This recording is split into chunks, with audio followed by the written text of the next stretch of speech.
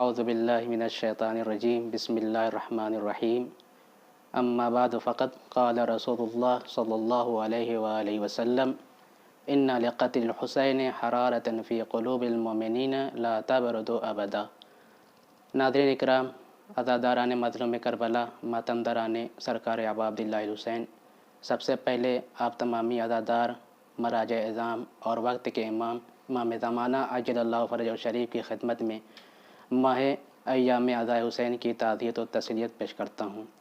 اللہ کے نبی کا ارشاد گرامی ہے، ان لقتل الحسین حرارۃ فی قلوب المؤمنین لا تبرد ابدا۔ بے شک قتل حسین سے مومنین کے دلوں میں ایسی حرارت پیدا ہو گئی ہے جو کبھی ٹھنڈی نہیں ہوگی۔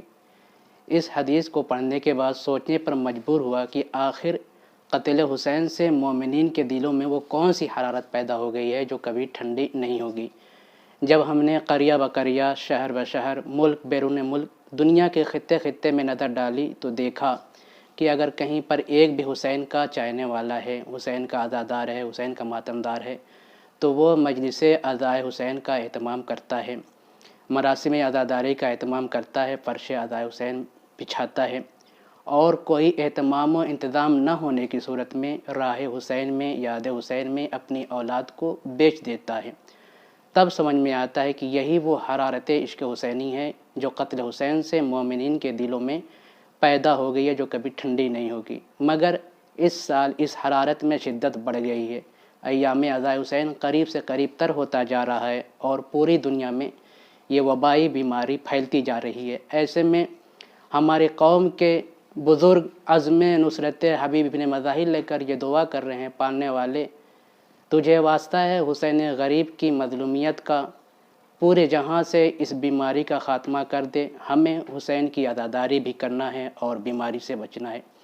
اسی طریقے سے ہمارے نوجوان یہ دعا کر رہے ہیں کہ خدایا تجھے واسطہ ہے حسین مظلوم کی مظلومیت کا، کہ ہمیں حسین غریب کی عزاداری کرنا ہے، عباس علمدار کا علم اٹھانا ہے، علی اکبر کا تابوت اٹھانا ہے، قاسم کے پامال لاشے کا تابوت اٹھانا ہے، حسین کے شیرخوار بچے علی اصغر کا جھولا اٹھانا ہے۔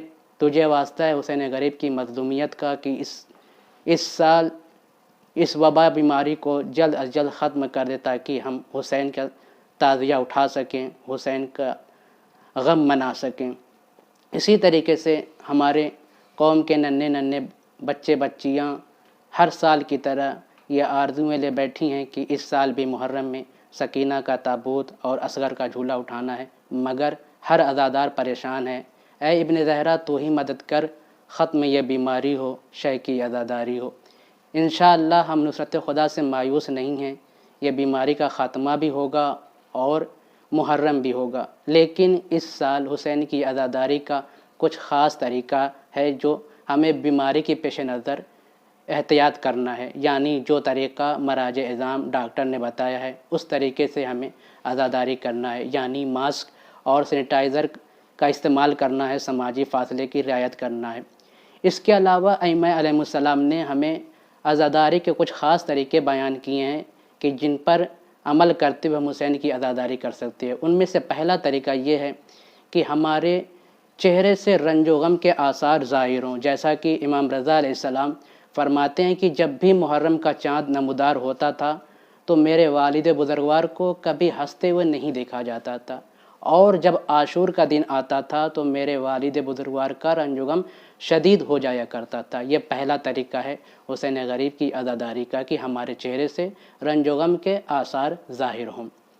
دوسرا طریقہ یہ ہے کہ اپنے مال کو کچھ مقدار میں حسین کی عزاداری کے لیے وقف کر دیں، جیسا کہ امام جعفر صادق اسلام فرماتے ہیں کہ میرے والد بزرگوار مجھ سے فرمایا کرتے تھے، اے جعفر کہ تم اتنی مقدار میں میرے مال کو نواخوانی عزاداری کے لیے وقف کر دینا کہ 10 سال تک حج کے ایام میں مقام مینا پر مجھ پر نواخوانی عزاداری ہو سکے۔ یہ دوسرا طریقہ ہے حسین غریب کی عزاداری کا کہ ہم اپنے مال کو تھوڑا تھوڑا کر کے حسین کی مجلس کے لیے، حسین کی عزاداری کے لیے وقف کر دیں۔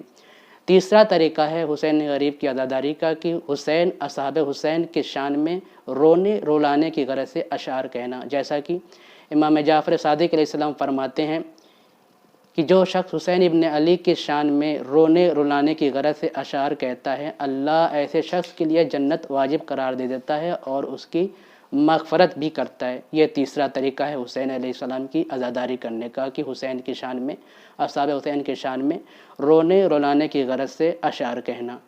चौथा तरीका जो इमाम मासूमीन अलैहिस्सलाम ने हमें अज़ादारी के हवाले से बयान किया है वो ये है कि हुसैन इब्न अली का मरसिया ख़्वाह बन जाना। हर हुसैन की तमन्ना, हर अज़ादार की तमन्ना है, हर मातमदार की तमन्ना है, काश कि हम करबला में होते तो हुसैन के नुसरत करते, हुसैन के नासिर मददगार होते। अहले बैत अलैहिस्सलाम ने हमें यह मौका दिया है कि हम हुसैन के नासिर मददगार बन सकते हैं, शर्त यह कि हम हुसैन इब्न अली के मरसिया ख़्वाह बन जाएं, जो बर्र सग़ीर का राइज तरीन तरीका है अज़ादारी का कि सबसे पहले अज़ादारी में मरसिया ख़्वानी की जाती है। जैसा कि इमाम रज़ा अलैहिस्सलाम फरमाते हैं, ऐ दाबल तुम हुसैन इब्न अली की शान में मरसिया पढ़ो, तुम हमारे नासिर मददगार हो और जब तक ज़िंदा रहना इस नुसरत में कोताही न करना। ये चौथा तरीका है हुसैन गरीब की अज़ादारी करने का तरीके में। पाँचवा तरीका यह है कि मुसलसल हमारे आँखों से अश्क जारी रहें। ये पाँचवा तरीका है हुसैन गरीब की अज़ादारी का। जैसा कि इमाम हुसैन अलैहिस्सलाम ख़ुद फरमाते हैं, अना क़तीलुल अबरा, मैं ही वो हुसैन हूँ जिसे रुला रुला कर कत्ल किया गया है। असहाब की शहादत पर रोया हूँ, अंसार की शहादत पर रोया हूँ, 32 बरस भाई की शहादत पर रोया हूँ, जवान बेटे की लाशे पर रोया हूँ, कासिम के पामाल लाशे पर रोया हूँ, शेरखार बच्चे की छिदी गर्दन पर रोया हूँ।